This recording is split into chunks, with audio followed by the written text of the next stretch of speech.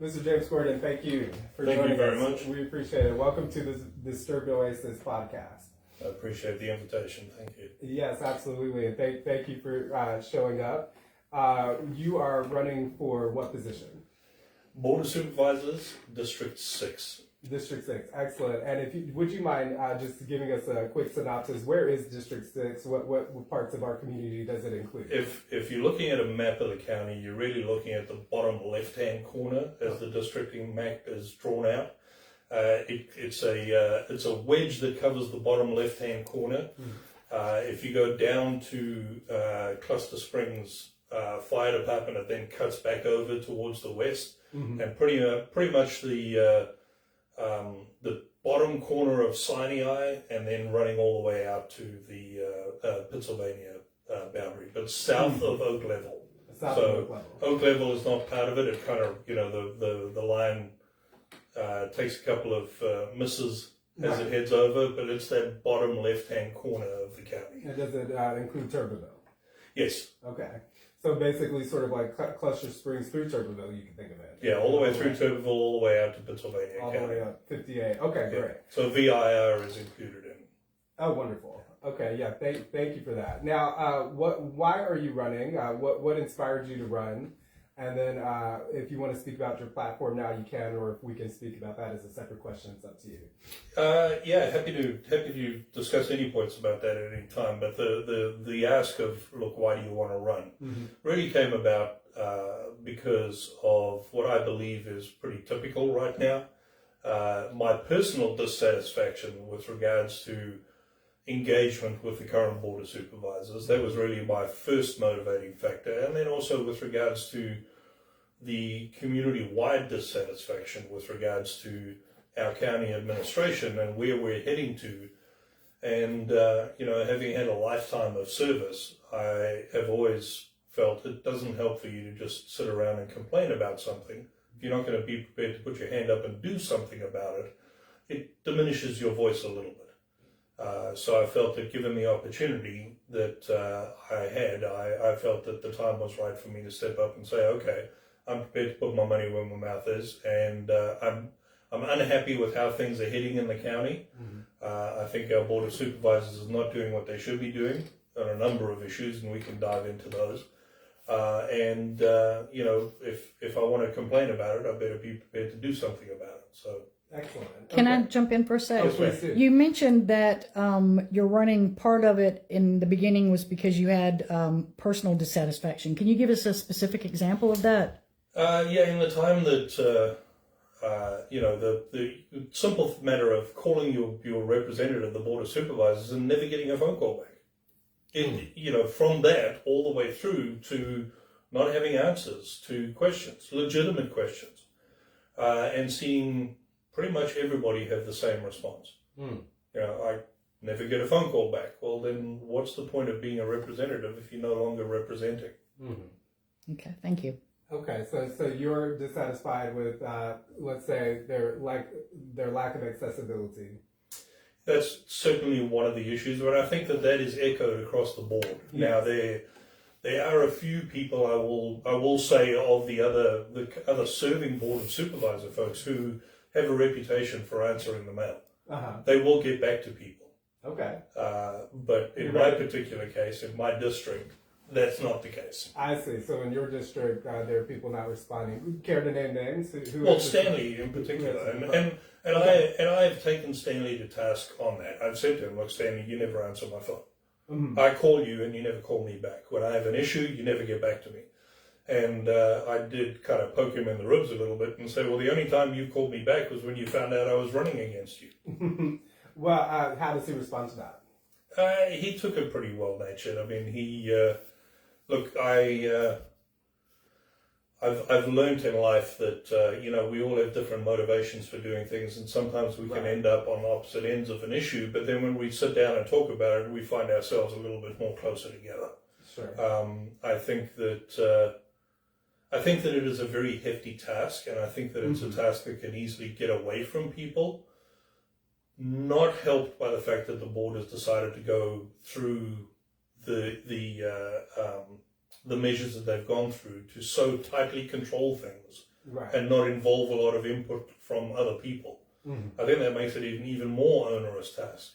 So it becomes, it's become normalized. Now, a word that I did not hear you say was accountability. So you've confronted Mr. Brandon about his lack of accessibility. Has there been any indication in any of your conversations that he has some self-awareness about it and is prepared to make himself accountable for that dynamic? Well, I think the fact that he decided not to run speaks for itself. Excellent. That's another question. What are your thoughts on him? Why did he withdraw, in your opinion? And do you have? Well, I can't talk for any personal issues. I know that he certainly he paid me the courtesy of calling me to let me know he was not going to be running anymore. Okay. So I will give him the credit for that. You know, when I have sat down with Stanley on the few occasions where I've had the opportunity to do it, I think that we have found enough middle ground for us to agree on most things. Okay. But look, I can't speak for what's going on in his personal life. I do know that the animus that has been brewing from the public through to the Board of Supervisors kind of reached a peak at the emergency meeting that was called. Mm-hmm. And after that meeting, we had people standing in the parking lot outside telling the Board of Supervisors, "You'll get what's coming to you." And, I think that may have contributed to his decision to say, "Look, I don't need this trouble in my life." Do you think he made the right choice? Do I think he made the right choice? Yeah, I think he did. I think he made the right choice, because if he's not able to be responsive to people, well, then maybe you need to step out of the way and let somebody else take a swing at this. And that really goes to some of the other issues with the Board of Supervisors, where, when folks get to the point where they feel that every criticism is a personal attack, maybe this isn't the office for you. Yeah, maybe you're becoming more of an impediment to things, because now you're making it all personal. And anybody who raises a question and says, "Hey, what about this? This doesn't make sense," doesn't make them an enemy. Right. It makes them somebody who needs an answer. And I think that on both sides of all of these issues, there's been enough of that with the Board of Supervisors, where I think people have perhaps got a little bit too much of their ego invested in it. Sure. And that is a very unhealthy place to be. Do you think that, let's say, the public versus the board, and maybe the particular people on the board who've been voting in a certain direction, do you think that it has arisen to a level where people are seeing each other as enemies? Well, definitely. And I think that, your previous guest discussed some of those things. Yes. Mr. Jeff Oakes was talking about the the so-called Gang of Five. And I know that has now become, I've certainly used that term as well to just try and differentiate between people. But I understand some people are offended by that. So, it's not a term I will continue to use. We've been saying group of five, if you'd like to say that. Well, I think that in a lot of issues, there is a group of five. And I think that there've been enough issues that have come up where it appears that at least there have been too many decisions made prior to heading into Board of Supervisors meetings. And I think that goes to a wider issue with how the meetings are conducted and how the county's administration and the board's business is being conducted. Yeah. We can touch on that in a little bit more detail. But I think that that division has certainly been there on some of the more controversial issues. But then you'll also see that breaks down as well when you start getting into some of the other stuff. So it's not cut and dry, and these things never are cut and dry. That's right. And I think when you take that approach of making it so cut and dry, you're picking friends and enemies, and that doesn't help you move forward. We have to find a way to work with each other, and we may have differing point of views on one issue. We can agree on other issues. Yes. But what we should have is the fortitude and the maturity to be able to sit down and discuss those issues, agree to disagree where we need to, and then be able to move forward for the collective good in the other areas. Well, maybe without it being so contentious would be nice, wouldn't it? Yes, we love it. Yeah. There's no reason for it to be so contentious. Well, it's just allocating public resources. What's the big deal? I mean, it's like, you don't have to. Well, it's serious business. Nobody's a villain, really. I mean, yeah, it's serious business, and we should treat it very seriously. But when it gets to the point that we have lost sight of the fact that, hey, look, we're all in this together. Right. We're not working against each other. Well, then it becomes problematic to me. Well, it's more us versus us versus us versus them. You know, it's really everybody involved is a neighbor. Well, having been one of them on more than enough occasions where it's very easy for people to find reasons to point a finger at somebody else to say why they're not the same as you. Right. And that's a very, very slippery slope. Yes.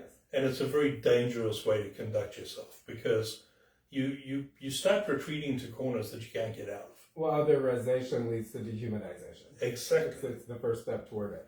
Before we get too much deeper into the interview, because we're going to touch on a lot of these controversies you're referring to, I want to give you a chance to talk about your platform. What are your issues that you see? What's your vote for me pitch? Right. I would like to see the Board of Supervisors conduct their business in a much more transparent way and be much more accountable to the citizens of the county. Mm-hmm. So if people are looking for that, well, then I believe I'm the candidate that you should choose in order to ensure that that is what is going to happen. Okay. I think throughout the county, we all really have the same needs by and large. Mm-hmm. I think that across the board, our focus perhaps has been in areas that have not really had the impact that it should have on the citizens of the county and the districts underneath it. Mm-hmm. Unfortunately, when you've got 15 problems, you as I've always been taught from an early age, you have to fight the crocodiles closest to the boat. Mm-hmm. But sometimes you get caught into that and you miss out on the other things. Big picture. Yeah, I think, everybody knows that our emergency services are in desperate need of help. Right. It's easy to say that sort of thing. One of the other things that always comes up is, well, our roads are in poor condition. Okay, well, we know the roads are in poor condition, but what are we going to do about it? Right. And I think it's important to look for candidates who are actually going to come up with the ability to work through and find solutions for these things. What I think is important for our community, we have to start focusing on economic development. We have to find a reason for people to stay in this county. Mm-hmm. If you look at the statistics, it is scary. Right.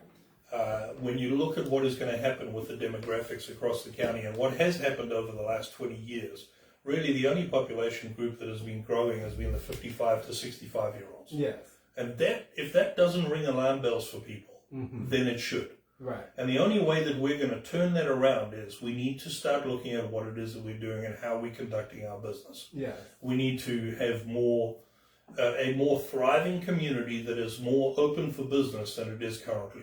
Okay. I believe people who put their hand up and say, all the entrepreneurs that we have who say, I would like to do this as a business, we should be encouraging them. Mm-hmm.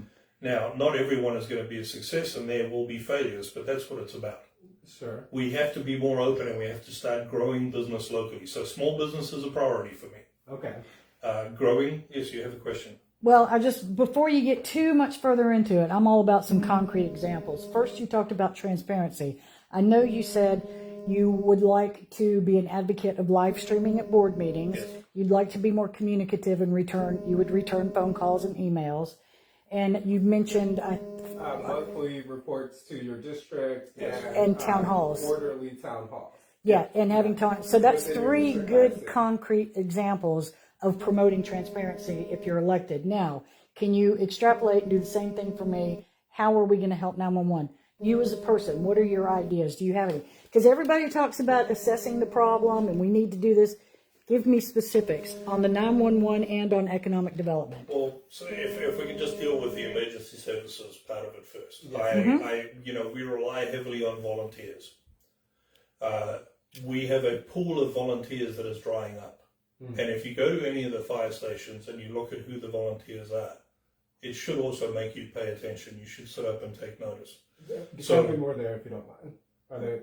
Well, in terms of their ability status, their age. Well, they're all very capable, but you're typically dealing with an older portion of the population. Right. I unless I'm mistaken, I haven't been to one volunteer fire department that isn't staffed by people who are at least my age. That's right. That's correct. Yeah. And that is concerning to me. Yes. So we have to look at what it is that we can do in order to incentivize the younger population to participate in those sorts of activities. So As volunteers. As volunteers. Right. Now, there are ways to incentivize people to do that.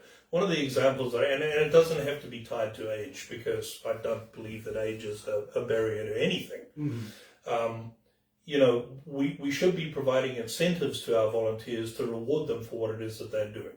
Now, it's not a pay-as-you-go thing, but it could be as simple as saying, you know, maybe volunteer firefighters shouldn't pay a vehicle tax, or at least on a new vehicle.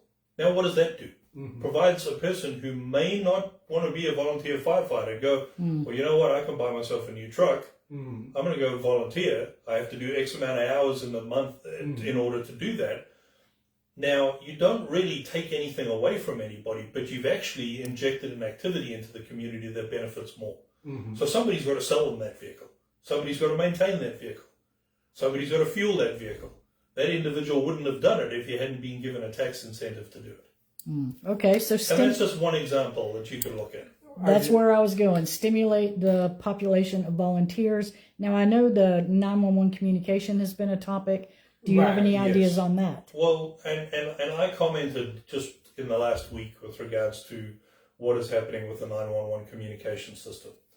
I actually brought this issue up a number of years ago, and it really fell on deaf ears because we don't have a Board of Supervisors. We didn't at the time, and we still don't have a Board of Supervisors who are very open to listening when they feel that they've decided to head down a particular path and, you know, an alternate point of view is brought in front of them. I think it was actually, I remember when we were talking about the courthouse, I think somebody stood up and gave a presentation about it and said, just remember the Turkish proverb that you're never too far down the wrong road to not turn around. Okay. And I think we lose sight of that quite often. We invest a lot of time and effort into things, and I'm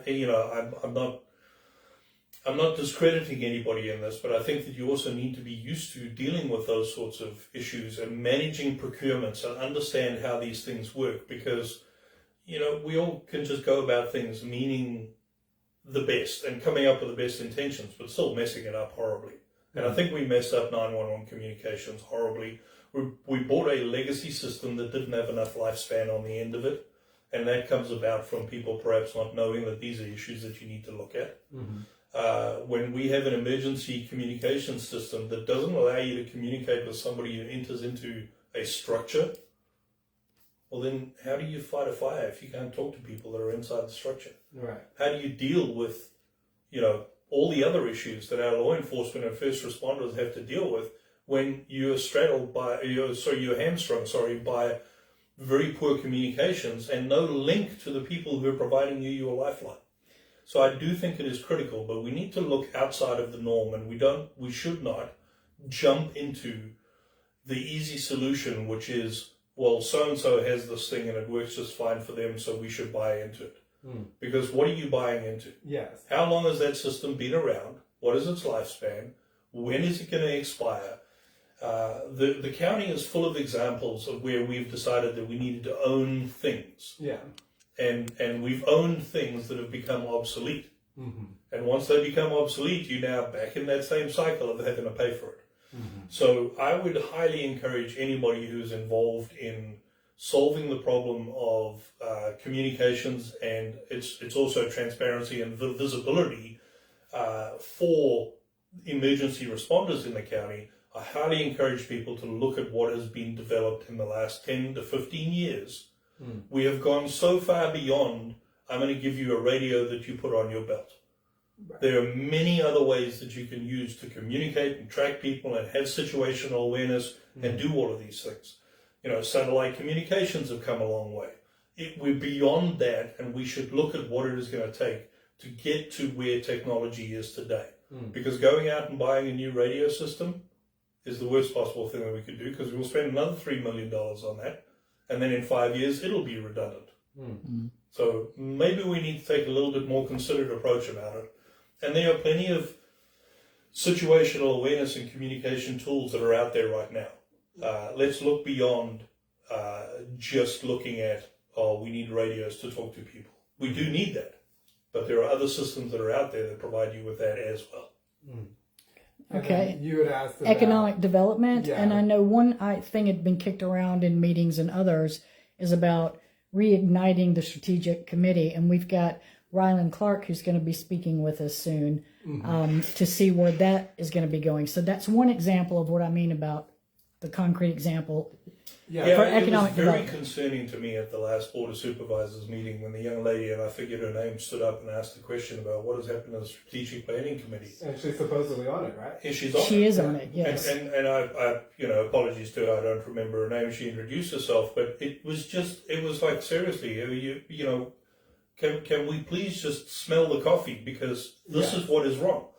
When somebody who's on the Strategic Planning Committee doesn't know what's happening with the Strategic Planning Committee, and the response from the Board of Supervisors was, Is he on? we've been too busy dealing with other things, so we will get to you, or something to that effect. That's alarming. Yeah. And that tells you, and I will throw out another little saying that has been taught to me from a very early age. If you don't know where you're going, any road will take you there. And that is part of what we face. That is what we face. We do not know where we're going. Yeah. We haven't selected what our aim and objective is for the county. So we have all of these efforts that go on, but there's really no common goal that everybody is moving towards. And that's something that I've found from, it's the very common response when you try to bring up any new initiative in the county. You'll get people go, well, some folks don't want that because they just want this to be a retirement village. Well, that's an indicator of the fact that we don't have a common goal. We don't have an objective. We don't know what it is that we want to be. There is no vision. AKA, Strategic Planning Committee meeting, members standing up at a Board of Supervisors meeting and saying, where are we at? Let's drive up to Danville and copy their plan. Well, if even that is better, because a plan is better than no plan. And if we're currently sitting with what I believe to be a complete vacuum. I would agree with that. I want to pin you down on some ideas for economic development. Sure. What would you say? You've shared with us support for small businesses, streamline approvals, bring in new investment opportunities. Would you like to sort of speak to that? And is that not very similar to what they say they've been doing? Well, they say they've been doing it, but I don't believe they've been very successful with it. I think that the focus has perhaps been in the wrong area. And I'll tell you a little story, and forgive me, I'm full of anecdotes and stories. Okay. When I started running for Board of Supervisors, one of the places I went to collect signatures, I went up to the Dollar General at Turbeville, and I just met folks who were leaving work for the day. The amount of people who I met and spoke to that were leaving the county at the end of the day's work was alarming. Well, it was like, wow, what an eye-opener. Yes. And now that goes... I just have a comment on Okay. what you Please, said. go ahead. She said many people don't understand that you can continue to be a nice retirement community while having things for family to do, children to do, and new businesses come. Oh, 100% agree. 100% agree. And the thing that makes you a good retirement community is stability. Well, you don't get stability unless you take care of all of these other things as well. Yeah. So I think it's almost self-defeating if you don't open your eyes to all of those things. So I think that was a great comment. Back to my point. All of these people are working in the county and they're going elsewhere. Now, I'm not detracting. In other words, working outside of the county, living here and working outside. No, they're working here and living outside. So the jobs are here, but they're not being occupied by people here. Well, and that's part of the problem that we have is, what is our workforce population and what are they capable of doing? Okay. So we need to provide people who live in the county with a pathway to employment. So there has to be a very dedicated look at, okay, well, if we do have a unemployed population base, how do we get these people employed? What are the things that we need to do? Now, one of the issues that comes up, and I worked for the federal government for a long time, and as in various capacities, the federal government, you're not going to smoke weed and go to work because somebody's going to give you a drug test and you're going to fail and you're not going to lose your job. Right. But we still have a large portion of the population who thinks that, well, it's recreational use is okay now, I can do that. Right. But then they want to go and find employment and they hit a brick wall. That's just one of the issues that people face. Educate people. You're saying sober up kids?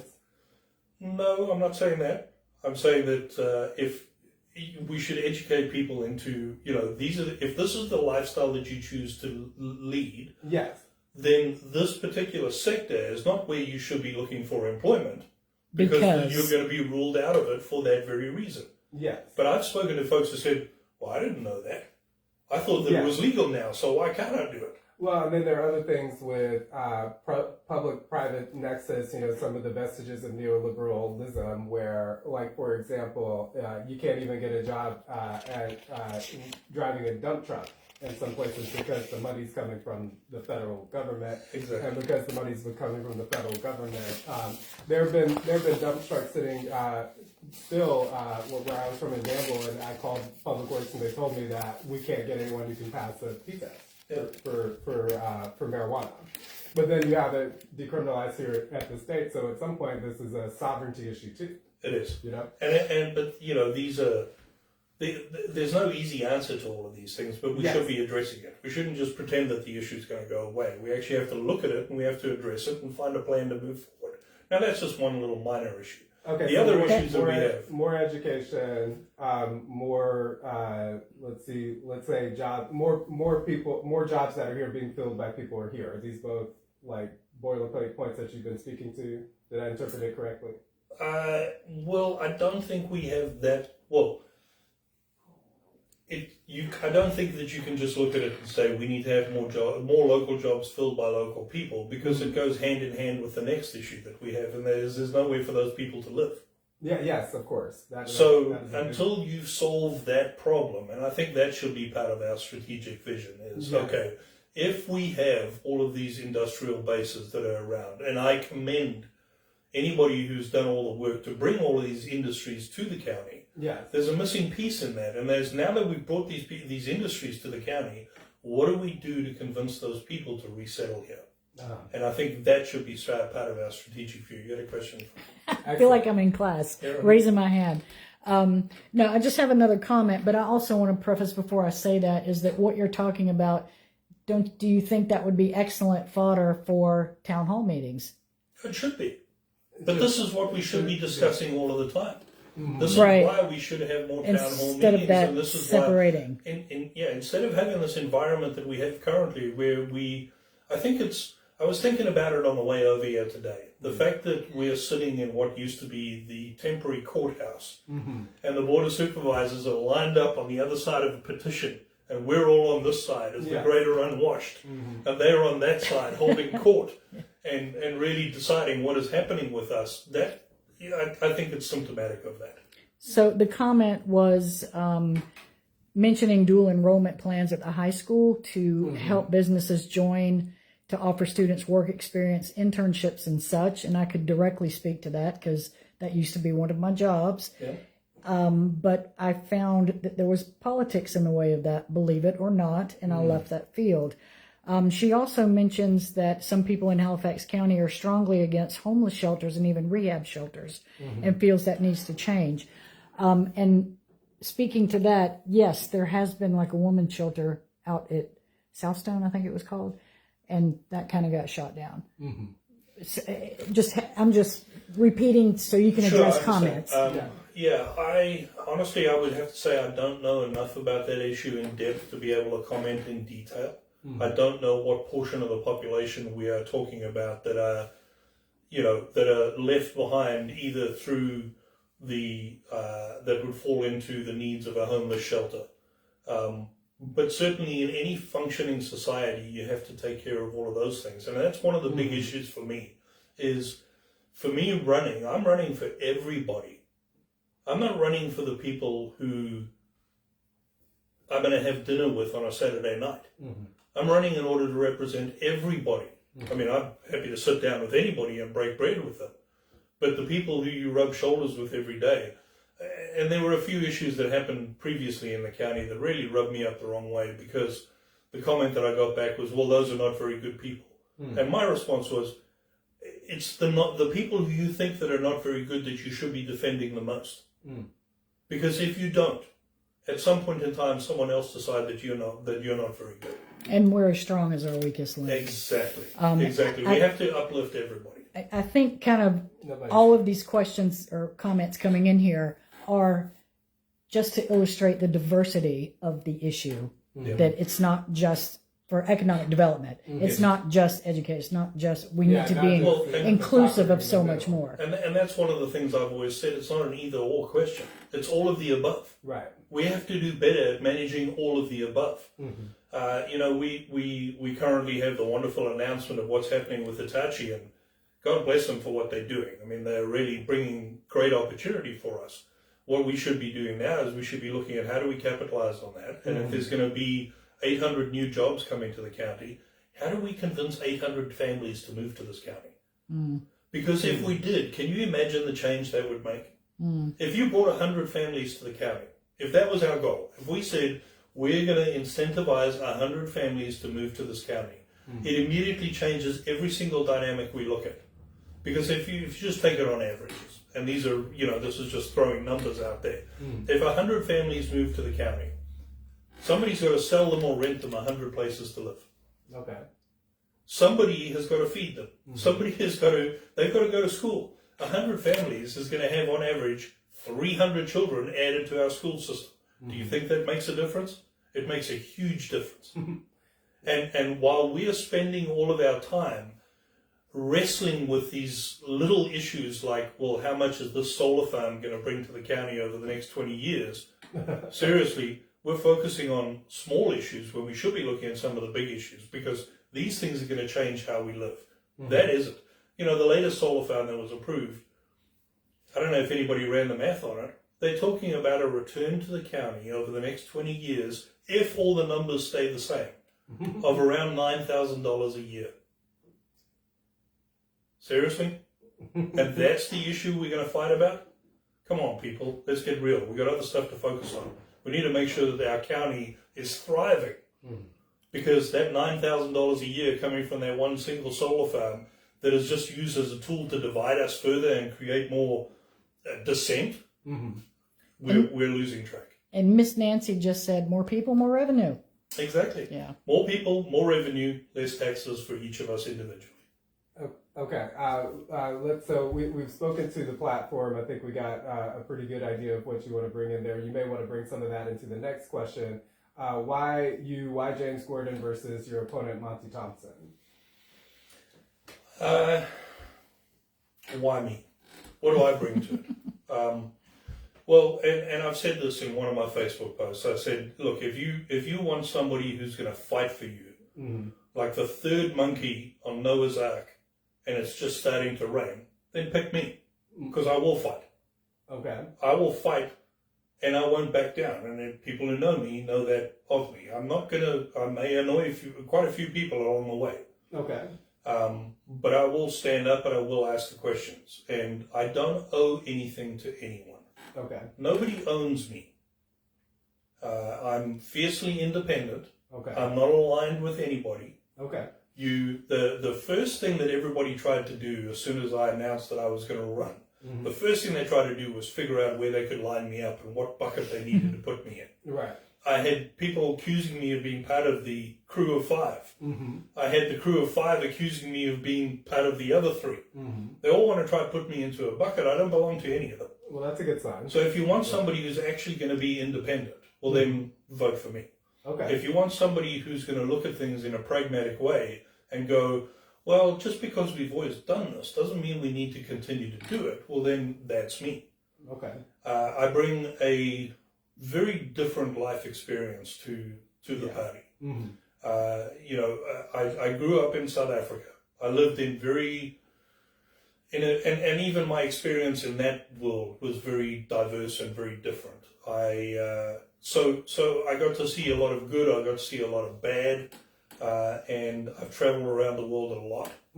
I have lived with a lot of different cultures, and I've had to figure out how do you assimilate in different environments, and how do you be a contributing member of society in various places.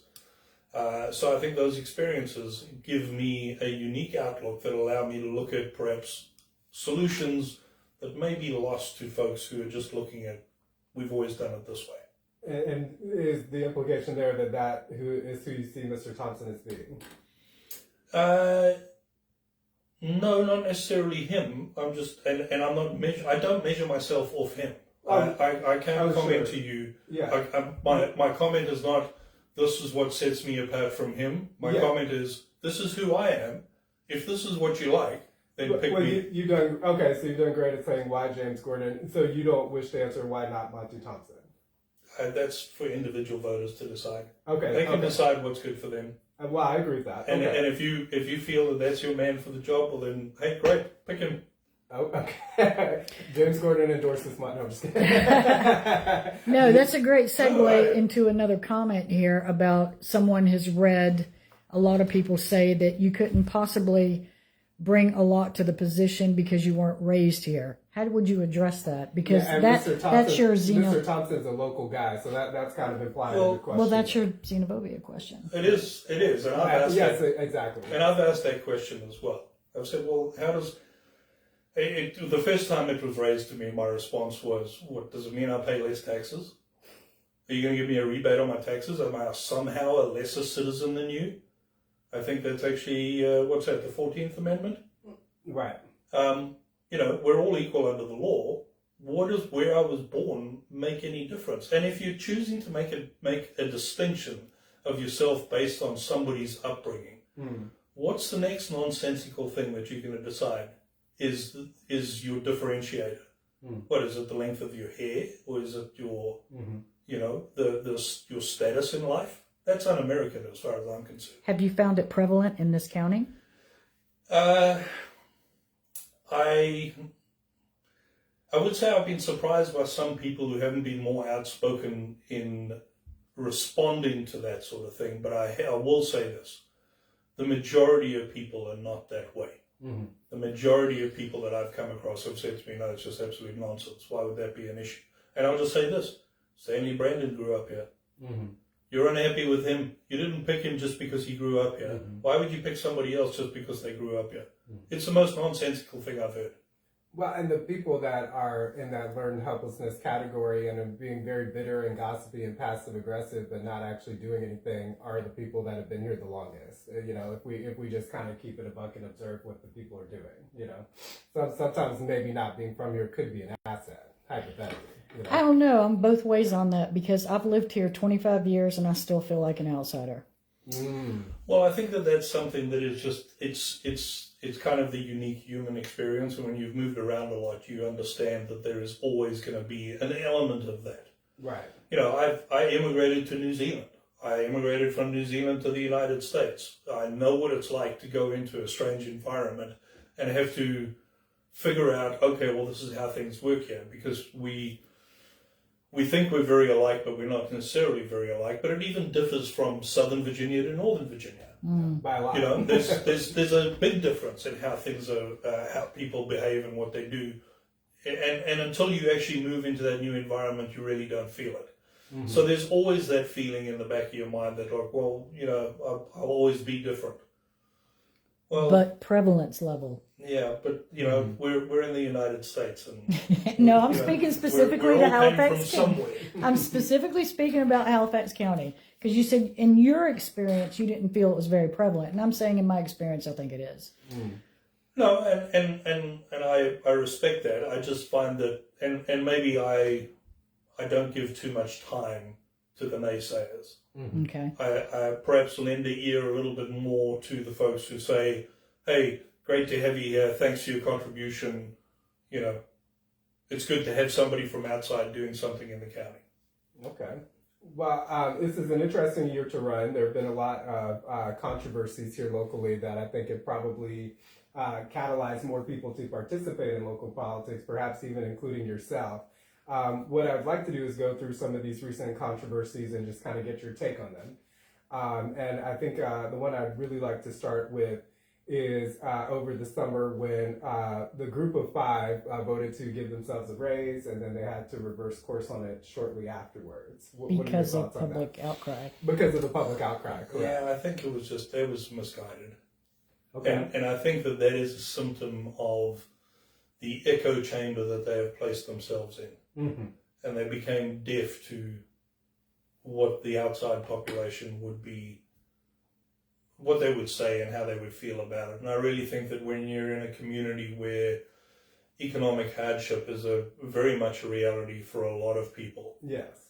arbitrarily deciding that you're going to raise your pay as a public servant while everybody else is asked to pay more money in taxes is not a very good move, and I think that it is very counterproductive. I've heard people say, look, we dedicate this amount of time to this and that. Yes, I understand that, and that's why perhaps you need term limits, and that's why you need to make sure more people carry the burden. Because this is not a career choice. Yes. It was never designed to be a career choice. And if you're doing it in order to gain remuneration and pay for your time, I would argue that perhaps you're doing it for the wrong reason. Yes. This is about service, and it's not about, it's not about collecting a salary. And I think there's too much of that at the moment, of people thinking that politics is a career. It shouldn't be a career. It's a burden that we all carry. Right. And some of us have to carry a little more at times, and at other times we need to hand it on to somebody else. So I think they were tone deaf in doing it. I think that it's a symptom of the echo chamber they've placed themselves in, and it just shows how much they've lost touch with the citizens of the county. Okay. And we've had multiple discussions lately, too, on the podcast about being ego-driven versus service-driven. And this 5,000 raise, it wasn't even presented, or it was just announced. It was a wham, bam, thank you, ma'am, wasn't it? Well, they started off with a $7,000 raise, didn't they? And then it was But I mean, they just voted for it. they It wasn't agreed to like drop it presented down for to- discussion. Well, and that's just it. This is, like I said, this is the echo chamber. They all got together, decided, hey, we'll do this. This is a good idea. We'll all vote for this. All right, bring it up. And that's where I really think we need to look at how the Board of Supervisors conducts its business. Processes. Well, let's And they need to do it in the public because it's public business. let's kind of add that to the heap of controversies, because you've given us some concrete steps about how you will sort of counteract that trend by giving monthly reports to your district if you're elected. Town halls. Town halls. And town hall meetings. Monthly reports and quarterly town halls. Quarterly town halls. Right. Yeah, of course. Now, So I'd be happy monthly to Well, step go that ahead and- frequency up. If Okay, the people of my district say, hey, we need more activity, we need more engagement, So you, I would be happy to step that up and do that on a monthly basis. so you want to do monthly town halls? No, I said I'm If happy to if start the- it quarterly, If the people ask for but it. if the people ask for it, Based we'll on do what monthly. people say. But if I can tell you one thing that's the bottom line on anything and everything is that people want to be heard. Yes, Yeah. and the only way that you're going to give people an opportunity to be heard, excuse me being blunt, is occasionally just shut up and listen. There you go. And that's what we're missing. Yes. And when I say listen, I mean actually listen and hear what people have to say to you. Don't give them an opportunity to speak while you look at something else or check your phone or go do something else and then come back and say, thanks for your comments, and they fall on deaf ears and away you go. That's annoying, and I see a lot of that at the Board of Supervisors meetings as well. And I raised that as one of the issues when we were talking about a solar project. There were people standing up and pouring their hearts out and saying, this is negative to me, it has a negative impact on me. Yes. And nowhere in that meeting did anybody who was sitting in the back row listen to that and say, what can I do to alleviate your pain in order for us to move forward with this project? Mm-hmm. And that is missing. That compassion and that human factor is, it's something that you can only hang on to if you divorce yourself of your ego. Yeah. And you don't believe that you were born with the ability to make every decision required of a man. You have to be prepared to listen to people, and you have to be prepared to listen to the opposing ideas in order to come up with a good response. And we lost that a while ago. We've got to get back to it. Well, and what I was stabbing at is that those things you can control. You can control directly how many times you make yourself available through town halls and your monthly reports. But at the most recent Board of Supervisors meeting, you mentioned live streaming to YouTube the meetings. And then, of course, there's also been a concern raised about some of the strictures, some of the official policies that govern public comment sections during the meetings, tying them to issues that are on the agenda, that kind of thing. Now, in my observation, they don't seem to be strictly enforcing those policies as they are written. But what plan, if you get on the board, some of these decisions will not just be yours to make. So do you intend to try to get some of these public comment strictures reversed, and or do you plan to introduce a resolution to get the meetings live streamed? And if so, what's your strategy for getting that passed? Well, I think the live streaming issue is about to be overtaken by events. I think that the scales have finally been peeled off the eyes of the people involved, and they've realized, and I said this from the start, when I raised the issue, the concern that was raised by the chairman of the Board of Supervisors at the time was, well, people need public comments. That's easy to address. The rules are, if you want to make a public comment, turn up to the meeting. You can't do it live. And just turn off the comments on the live broadcast. It is pretty simple. If people want to make comments, they come and do it in person. And then you can broadcast the meeting. There's nothing stopping you from doing it. I think they finally realized that. But let's perhaps take a step back and look at this issue. The reason it became such a controversy was because of the disjoint and dysfunction within the Board of Supervisors. Yes. And there were people on both sides of the issue who were prepared to look at it and make it go forward, but we had too many people fighting with each other. Okay. And then when the issue was raised, it was shouted down, and then it was just put to bed, and then it became once again overtaken by egos. So I think that particular issue will work itself out very shortly. But we should have. And you have behind the scenes information that suggests that they're about to start live streaming to YouTube, or there's about to be something. No, it was brought up in the last Board of Supervisors meeting. Now, previously, Robbie Smart had brought it up, and it was shut down by the chairman. I know Keith McDowell has always pushed forward. Right. Now, I'm going to give credit where credit is due. Absolutely. I'm not on anybody's side, and I'm not picking any individual out of this. Yes. I know there are people on both sides of the spectrum who have said, why are we not live streaming this? So I think that the pressure has come on enough for Brian Claiborne to look at it now and say, look, it makes sense to do it. What harm is it causing? Right. It's not causing any harm, why not do it? Yeah. So I think that'll be taken care of. But I think any public meeting should be broadcast. Look at it this way. If a member of the Board of Supervisors is not able to attend the meeting, he dials in. Well, correct. Yeah. What makes him better than me? Right. Why can't I dial in? If it's good enough for them, it's good enough for me. Yeah. But I think, and I made this point at the last meeting, I think one of the issues with regards to opening it up a little bit more is there needs to be more conversation. Right. Now, some folks have taken a bit of a bit of flack lately when they've abstained from certain votes. Yes. And I agree with the comments that Linda Shepherd made. If you are going to abstain, then you should give us a reason why for your abstention. I think that you just owe that to the public. And there's nothing wrong with it. You should have the strength in your conviction to be able to say, I'm going to abstain on this vote because I believe this way, but these are the reasons why I'm not going to cast my vote in this matter. It's pretty simple. Okay. We should be a lot more open and provide a lot more comment and explanation for people. So in other words, you would support reforming your protocols, reforming the board's protocols to denote reasons for abstentions. I think that would be, well, I would encourage, I don't think you even need to reform the protocols. I think you just need to encourage that environment within the board. An attitude of transparency. An attitude of transparency, and encourage everybody who's there to be able to say, hey, tell us the reasons why. Yes. Because it's not about the single idea. Right. And that's, perfect. Because I'm thinking as I'm listening to you that these are great ideas, great opinions, great things to initiate, but you're a single person and only 3 seats are up for grabs, I believe, here. So how are you going to facilitate a spirit of teamwork in working with these other Board of Supervisors members? Well, I think the only way that you can achieve that is by actually sitting down, having the hard conversations that I've said all the time. And you have to figure out, okay, well, how do I get across the bridge to where you are? You can't sit on your side of the obstacle and say, well, the world looks different to me. I need to understand your perspective. I need to see what is happening. And then we need to have a conversation about it. But I think that conversation needs to be a lot more inclusive. I think that that's something that is only well-formed and structured if there is this groundswell of feedback and listening to the community in order to convey a message. You don't get elected and now you're divorced from the message. And now you're required to go off and make all of these decisions. I'm not asking you to be elected to the Board of Supervisors in order to give us the benefit of your individual business acumen.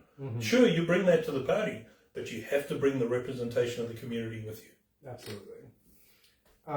So moving along to the other controversies, another one that sort of made waves was the firing of Scott Simpson. Do you have thoughts on that? Well, that particular issue it's been going on for a long time. Yes. The county does have a bad track record of trying to fire county administrators. Okay. They did the same thing with Jim Hallis a while back. He was the predecessor to Scott Simpson. Yes. I asked questions of the Board of Supervisors with regards to what was going on with Scott Simpson and was never given an answer for it. Right. I don't think there's many people in the county who haven't heard the rumors as to why Scott Simpson was removed from his position. Okay. We do know that he was no longer able to work effectively with the chairman. Whether that's his fault or the chairman's fault, ultimately, that's where we ended up with. Right. We ended up with more dysfunction in county administration. Now, the reasons for his dismissal had been discussed by the Board of Supervisors. They all knew about it. Right. I'd had offline conversations with other members of the Board of Supervisors surrounding the issues that have been raised with regards to, hey, these are questions about Scott Simpson and what he's been up to, and we need answers for these. And then when he was removed, it was removed with very little discussion. Yeah. He was removed with very little discussion amongst the other Board of Supervisor members. Yes. Which provided them an opportunity to turn around and go, we don't know why he was removed. You know full well why he was removed. You just weren't given a reason that night. When you specifically asked the question of the chairman, why have you removed him? We're not going to discuss that. That then gave you an opportunity to say, we have no reason to believe, we don't know why he was removed. You know what those issues were. You know what was being discussed. I've heard it in my place of business for the last 6 months. People turning up and saying, well, what about this? What about this issue? The animal control issue, and I know we'll get into that as well. Yeah. There were all sorts of issues that were being discussed that were problematic. Right. But they weren't being addressed. And eventually it just continued to build a head of steam, and we ended up with Scott Simpson being removed, and then this shock and horror on one side of, well, but it was a complete surprise to us. How could they possibly remove Scott Simpson? Anybody who says that it was a complete surprise to them is lying. Well, they all, there was a group of people that showed up to give public comment in favor of Scott earlier in the year, correct? Yeah. When they heard a rumor that he was going to be fired that evening. Yeah. But So don't now claim that it's all myth and it's all a big surprise to you. Okay. That was one of the issues I had. And I took umbrage to it because I'd personally had conversations with members of the Board of Supervisors about, hey, I believe this is what the issue is, and this is where people are gunning for Scott Simpson, and you need to have answers for these because I'm not getting answers. And then when the event happened, they turned around and claimed we knew nothing about it. Well, you're being a little economical with the truth there. So. Well, they lean really heavily into the statute in Virginia that allows them to discuss personnel in closed session. Yeah. They love to go in closed session to discuss these more controversial issues. And as far as I can tell, they do so within their legal rights.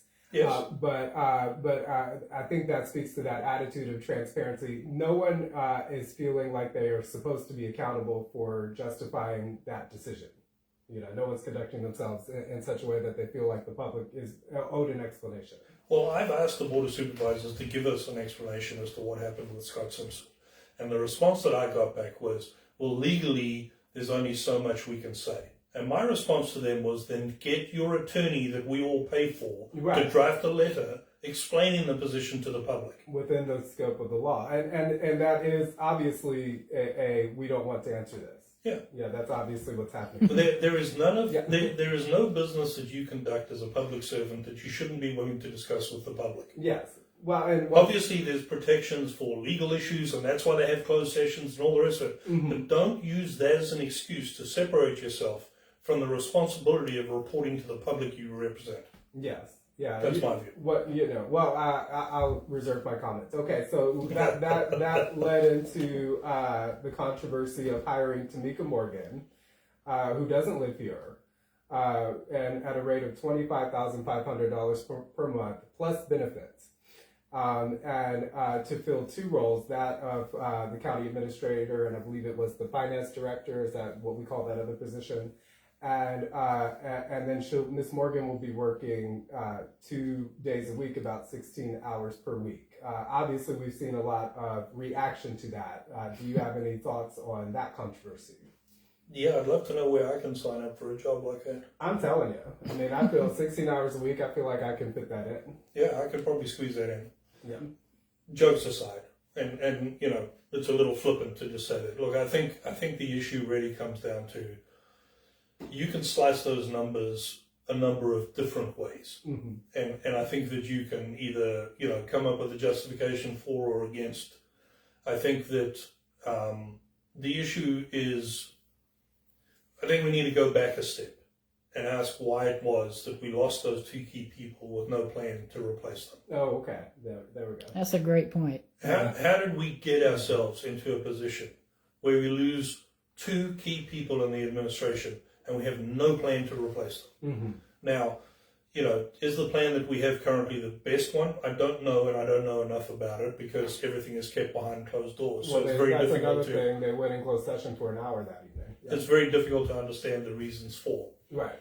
So I'm not going to even think to comment with regard. I believe that she's incredibly capable, and I think that she's very smart, and I think that she will probably do the job fine. You know, how the salary is actually going to stack out. I hear on one hand people are saying, well, she's actually going to work more hours, or this is up to, or look, I haven't seen the contract, so I can't dissect it and say exactly which way it lies. Mm-hmm. I do think that it goes back to the heart of the issue, and that is, we got to the point of losing such critical people in our administration with no plan to replace them. Now, to the point that you raised earlier, Right. they've been trying to get rid of Scott Simpson for a long time. Oh, yeah. And seriously, you waited until the last minute, and now suddenly you're trying to scramble to find some way to make this thing work? Well, it almost... Yeah, I don't know. It makes no sense. Given the number of power players who were backing Scott Simpson, it almost feels like they had to do this in like a rush, like chess move or checkers move or something like it. It feels like that there was a reason why they had to do this abruptly, you know.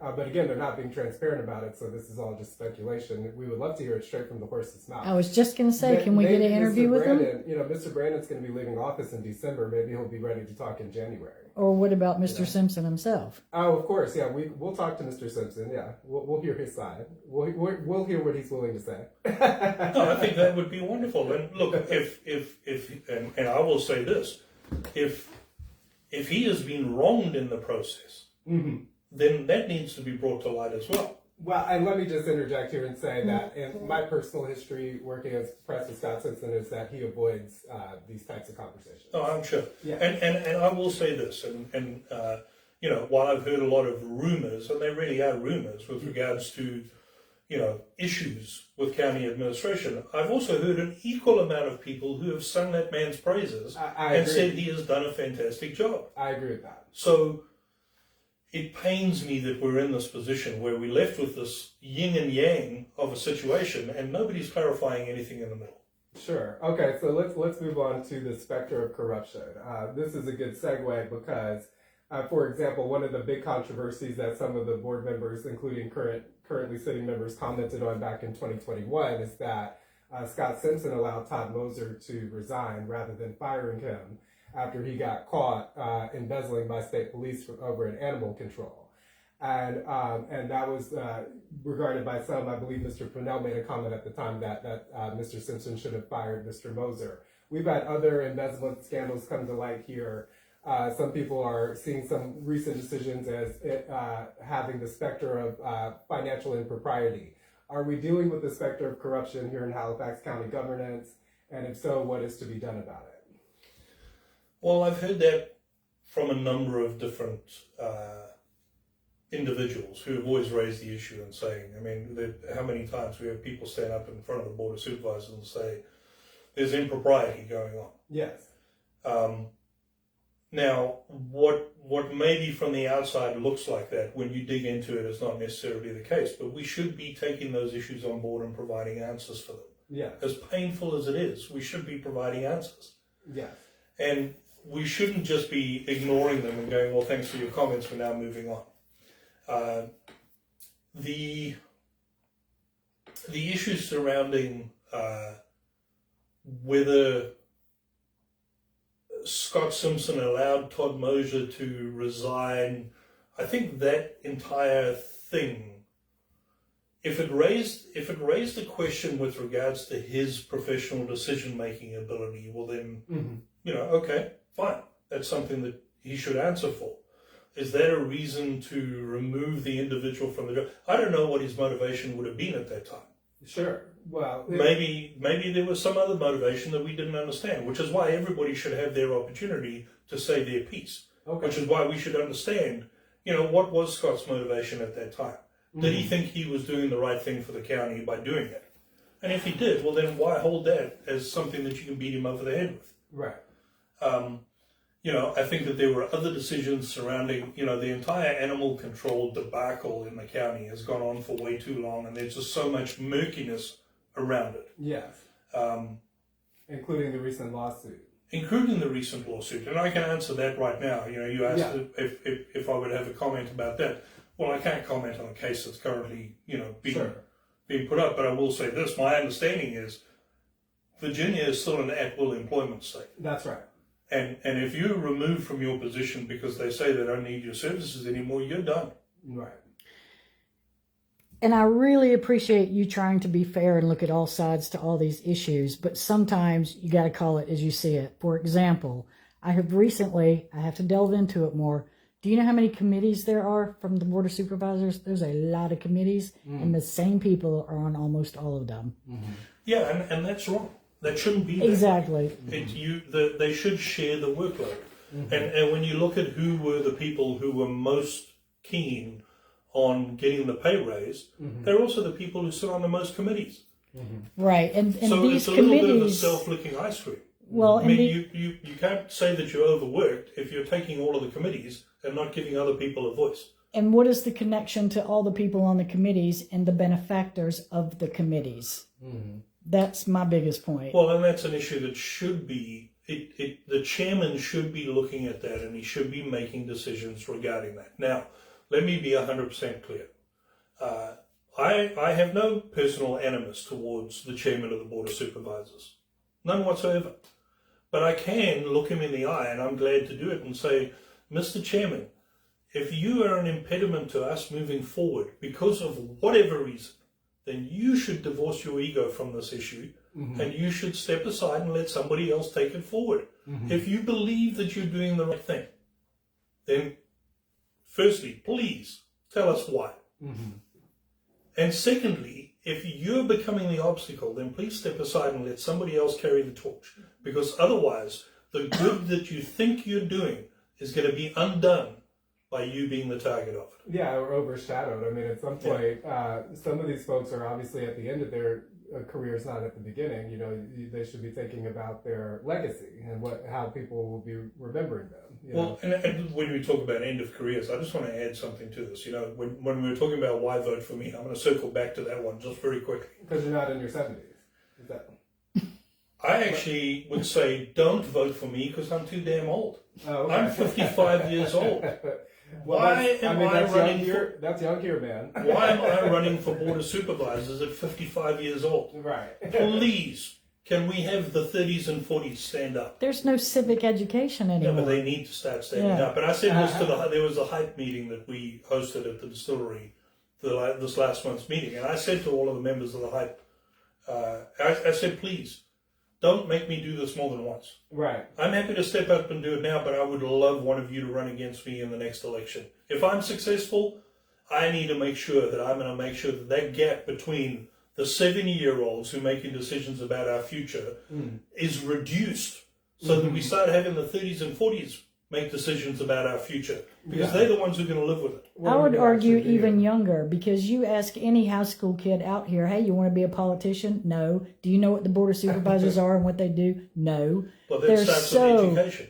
Exactly. And it starts with education. Now, last night there was a kid who stood up, I think it was last night at the school board meeting, who stood up and gave a presentation about, you know, what the new school is doing for the youth and providing that feedback of, look, this is, there needs to be more of a linkage to every sector of the community that the Board of Supervisors touches to make sure that those people have a feedback loop. Yes. Now, yes. when the Board of Supervisors has zero feedback loop, then how do you ever hope to get anybody else looking at this going, you know what, I can make a difference? Or disdain even. That's how I feel. Yeah. I would dearly love to see me being the last old person elected to the Board of Supervisors, please. Oh, some people would say you're the first young person. And that's an issue. Now, let's move into race relations. We've had a few big controversials here. There was Miss Mariah Spooner being asked to yield her seat to a Caucasian lady at the Y. There's a recent controversy with an arrest that kind of went sideways, a traffic arrest that went sideways. We've had some recent events. Now, as per your background, at some point it seems that you lived in apartheid South Africa and that you worked, I suppose, I guess, in the military underneath that in those time periods. So perhaps you can connect your early life to what's happening here, or maybe it's totally different. How do you see race relations here? And if you want to speak about your background, please do so. Yeah, I'll speak about my background. We'll talk about some of these issues, and then I'll put the cherry on the cake. Oh, please do. Yeah, I love because cherries. I've had to deal with this issue before, as you can well understand. Sure. So I grew up in South Africa. I was born in Port Elizabeth, but spent most of my formative years in the Transkei. If you know anything about South African history, the Transkei was actually one of the independent homelands that was created under the apartheid system. Yeah. So I lived in the Transkei. I went to school in the Transkei. My high school had 48 different nationalities in it. Sure. It was a largely expatriate community who were sending their kids to school there, and it was very diverse. So my experience in growing up in South Africa was very different to the norm, because I spent most of my formative years in the Transkei, and it also, segregation wasn't the way we were raised. We were raised in a very rural environment, and it was not something that was ever taught to us as acceptable. I served in the South African Special Forces. The South African Special Forces was the most integrated part of the South African military. I've always maintained, while there are no atheists in foxholes, there are no racists in foxholes, because you learn very quickly that you all bleed red and you have to rely on each other. Right. It's not, look, racism is a horrible thing that rears its head in various environments, and it's something that I'm acutely aware of, and it's something that I quite honestly despise. Now, people would tell you that how the hell could somebody who was raised as raised in South Africa on the white side of the population understand what racism is? Well, I can tell you there's plenty of places you can walk in Africa where people literally hate you because of the color of your skin. Right. And you learn very quickly how crazy that is, because they don't judge you on your character. They judge you purely on something that you have no control over, which is the most ludicrous thing. So it's really something that I think is, it's something we should guard against and we should fight against all of the time.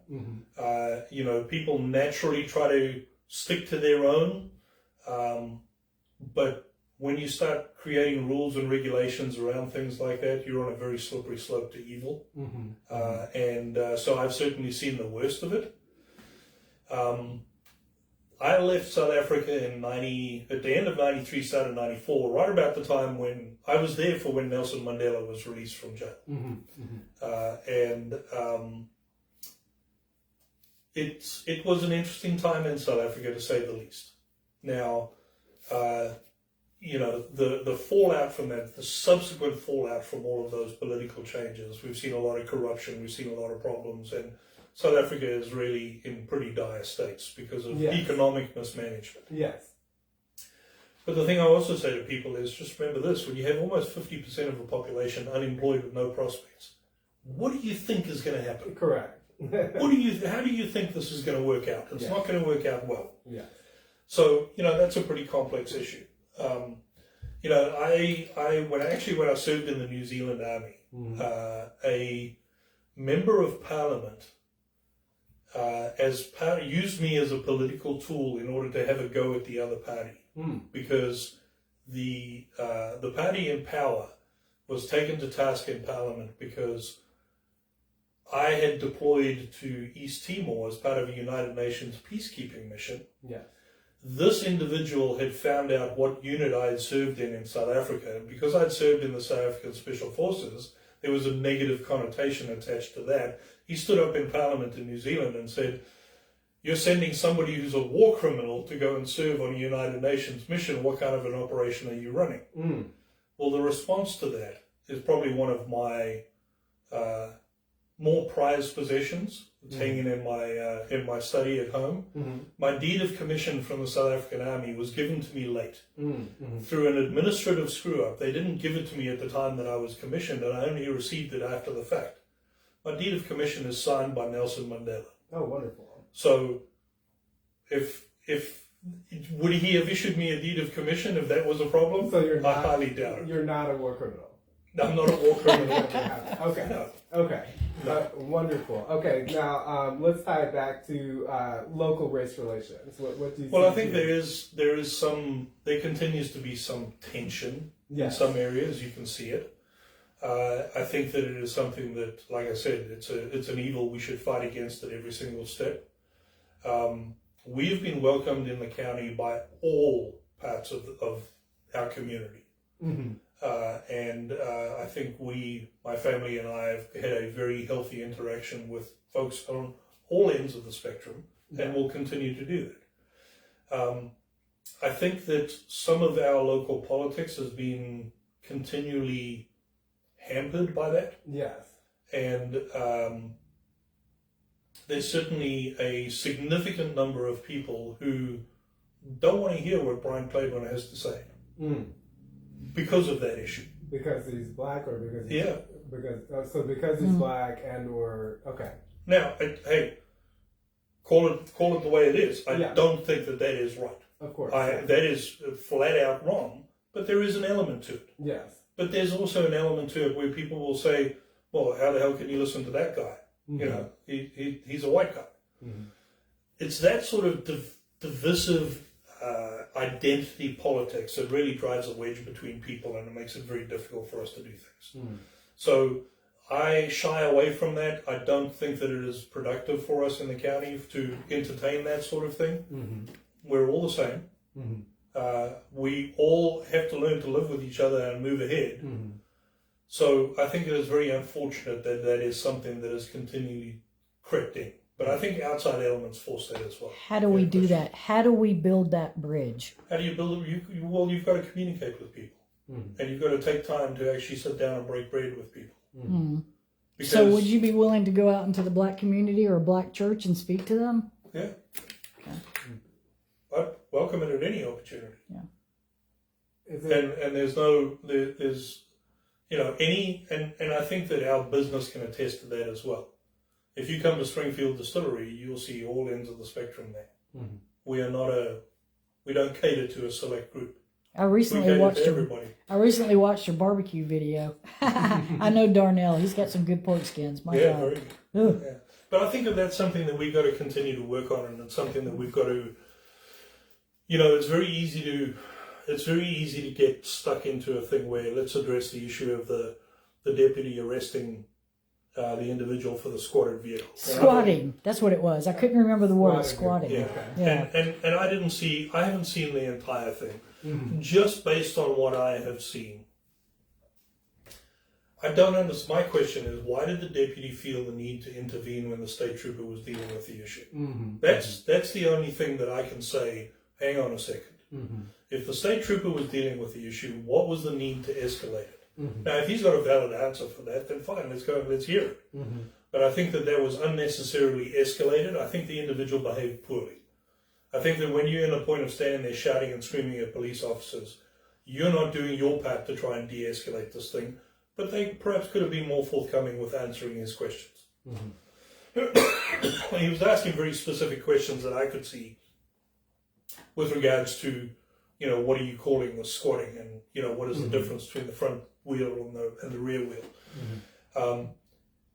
But it already got to the point where it was escalating. But for everything that I could see, the state trooper was the one who was leading it and was dealing with it. And then out of the blue, the deputy stepped in to do something. What I would be interested in hearing is what was his motivation for escalating it at that point. And the guy was asking for a measurement, which is required to cite him for squatting. Yes. And then the more people, the more it's going to become offensive. Well, one thing that I've found, I'm a big supporter of law enforcement.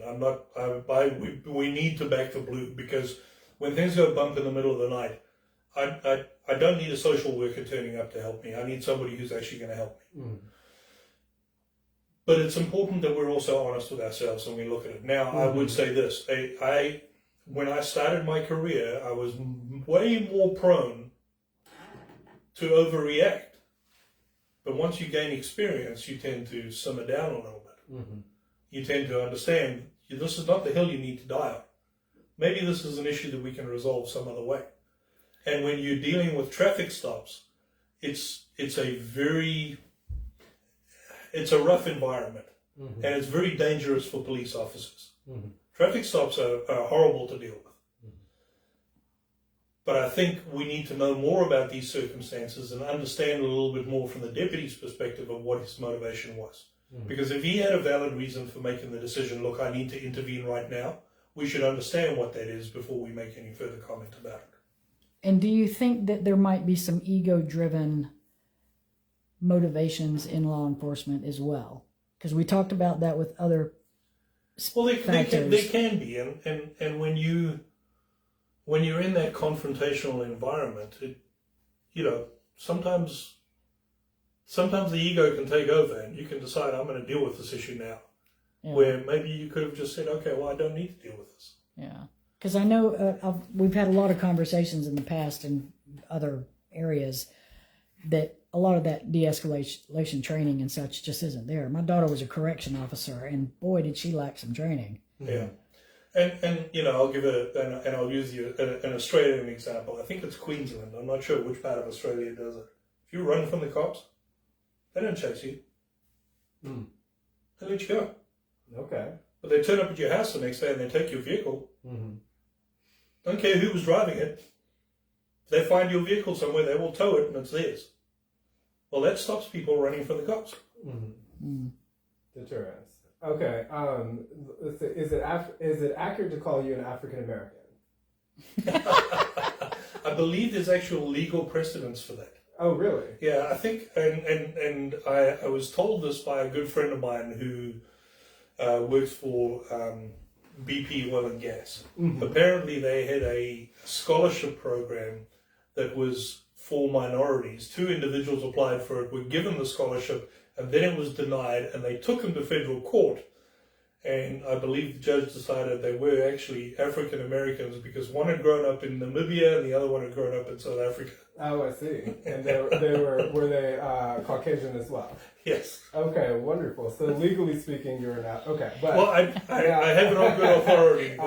Do you know Elon Musk? I do not know Elon Musk. If I did, I probably wouldn't be here right now. Well, fair point. Okay. Do you know Michael Tellinger? No.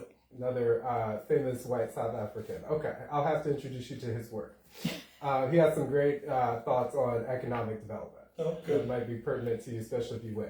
Okay, what else would you like to share about your background? I know that, let's say you started out in South Africa, then you went to New Zealand. It seemed that you worked for military there. Then you ended up in Fairfax. I assume that's where you said, when you said you worked for the government, I assume that would have been in your Fairfax era, correct? It actually started a little bit prior to that. So, when I left college in South Africa, they still had national service. So you had to do 2 years of national service. You couldn't get out of it unless you were a conscientious objector. If you were a conscientious objector, you still, instead of doing 2 years of national service, you could choose to do 3 years in the police force or 3 years in the ambulance services. So most folks were just like, well, let me just get these 2 years over and done with. Yeah. I went to do my national service. When I went in, they changed the rules and they said there's no more national service. They kept cutting it down and eventually they did away with it. So national service went away. But I really found it to be it was an environment that was good for me at the time. I'd had a very, I wouldn't say I'd had an easy upbringing. Certainly people have had worse upbringings, but it certainly wasn't easy every day. There were times where I distinctly remember, church groups bringing us food because we didn't have food on the table. Right.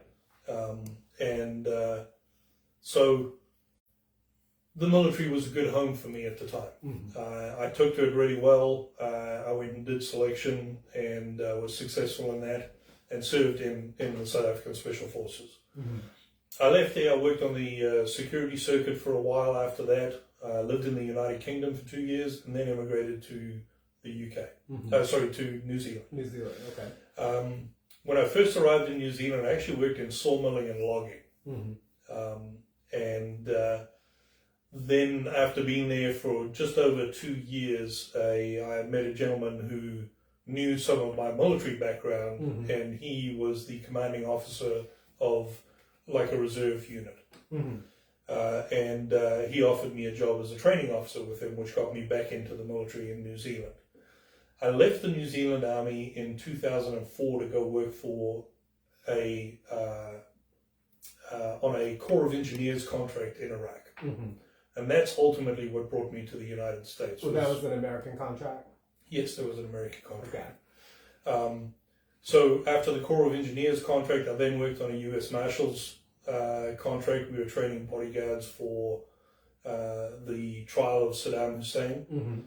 The company I was working for at that time, they transferred me to Northern Virginia because they needed somebody who could help them with the business development process, somebody who had an understanding of what was happening in Iraq and Afghanistan, because most folks hadn't had the on-the-ground experience. So that's what brought me to Northern Virginia. Since then, I've worked for various firms that have been providing services to the US government, mostly protective security, training stuff, consulting, and that continued all the way through till October of last year. So you were still working government contracts in that vein, like let's say security and tactical consulting. Yep. And okay, so that's great. Now, what about now? What are you doing now? You said that ended in 2024. Yeah, I was injured at work, unfortunately I'm unable to return to that work. So, so you got a full-time opening for Board of Supervisor business? That is correct. Yeah. Apart from looking after the animals on the farm and making sure that the fields are mowed, I'm available. And you and your wife, I guess, run the Springfield Distillery? That's correct. What has running that taught you about Halifax County, Virginia, that experience? It's really given us a lot of great experiences, and it's we provide the venue to, if there's a non-profit that needs a venue to do something, we open our doors and welcome them in, and we don't charge them anything for using the venue. So it's given us an opportunity to interact with a lot of people. I will say running a business in the community is not always easy. I certainly empathize with everybody else. Just as like you mentioned the barbecue competition. We had a barbecue competition with 4 different pit masters doing their thing, and we had maybe 120 people turn up. It's hard to get people to show up. Yeah, it's so there's that aspect of it, that it's you got to keep putting your nose to the grindstone, and I certainly empathize with anybody who's trying to run a business. But it's really given us great opportunities to really participate in a lot of community activities. So when we bought the property, there wasn't a fence on the property. It was run down to the point that the house was almost overtaken by the trees. And I always remember in the early days when we were still trying to figure out how to make all of this work, folks in our local area were just so willing to come and help us out and do whatever we needed to do. It really cemented our ties and bonds with the local community. And I remember Robert Earl, he used to work for James Edmonds at the time, and he would leave work, go home, pick up his old 8N tractor, come out to my house, and he would help me bush hogging to clear out the fields, and he wouldn't take payment. He would barely let me fill his gas tank. Mm-hmm. You know, and it's that sort of connection to the community that has really been something that being at Springfield and developing that property has really given us a really wonderful experience. Mm-hmm. And we have great neighbors. Can you just on the website clarify titles? I think it's your wife that's CEO and you're founder. Yeah. So the business is in Kelly's name. Mm-hmm. So it's a woman-owned business. Oh, I see. Excellent. Yeah. And I really don't have much to do with so Kelly does all of the daily running of it. Mason, who's our youngest, he's the distiller at the moment. He makes all of the liquor. He's about to be married to Sarah, and Sarah runs the tasting room. Mm-hmm. I think, is there a second son? Yeah, Hunter lives in Richmond. That's it, Hunter. Mm-hmm. Yeah, he lives in Richmond. He works for a marketing and data analytics firm in Richmond. Gotcha. Well, it sounds like a lot of your professional contacts have been mostly outside of the area, but we know you've done things like hosting Chamber of Commerce, business after hours events, and that kind of thing there. How networked do you consider yourself to be with the local community? Are you close to anyone in government, any members of the board? Are there any reasons why people should be worried about potential conflicts of interest based on your social ties? I think anybody who knows me will probably say that if you are closely tied to me, I'm maybe going to be a little bit more critical of you. Okay. You know, we should always hold ourselves to a little bit of a higher standard, in my opinion. It's just the world that I was brought up in. Sure. You know, the leaders eat last. Mm-hmm. Well, leaders should eat last, and if we are leaders, we should be better than everybody else. So if you are my friend, I'm not going to judge you, but I may ask you some tough questions. Okay. So, and as far as allegiances with anybody who is in local government at the moment, I have no ties to anybody. Okay. I will maintain a civil engagement with anybody who chooses to do the same with me. Okay. But nobody's got me in their back pocket. Okay. And there's free and independent. Fiercely independent. Fiercely independent. Okay. Wonderful. And I think that I try to guard myself always against, well, that just seems like the right answer right now. Mm-hmm. Well, let's think about it. Let's look at it from the other perspective. Mm-hmm. And let's see if there's something that we're missing. Okay. Because shutting yourself off to that just leads you down the path of making the wrong decision. But let me just say this. When I do make mistakes, I own them. Okay. And if I need to correct course, I've learned this a long time ago. If you need to correct course on something, then do it as soon as you can. Mm-hmm. And if you need to correct course, then own the issue and say, hey, look, I've become educated on this. I thought this way. I now understand that this is what it actually is. Mm-hmm. And this is my reason for changing. Okay. So you've got to be flexible enough, because none of us were born with all of the answers. That's right. We've got to learn along the way. Yeah. And I learn something from everybody that I encounter on a daily basis. But you've got to be open to that. That's wonderful. Okay, well, that's the end of my questions. Did you have anything? Nope, I'm good. I appreciate your time. It was good talking to you. I really appreciate you taking the time to sit down and chat with me. I know we covered a wide range of issues. And if people have got any questions of me, hey, please reach out. Ask me your questions. I'll give you an answer. How can? Yeah. Well, they can find me on Facebook. There, a lot of my comments have been in there, and they'll see they'll see a link to me there. I will actually set up a separate number that people can call, and the records of those phone calls will also be made public as far as, hey, these people called, this is when you answered them. Okay. Excellent. Yeah, and that'll be part of your monthly report. Yes, and that'll be part of that accountability too. Okay. All right. Thank you again. Yes, thank you, Mr. Gordon.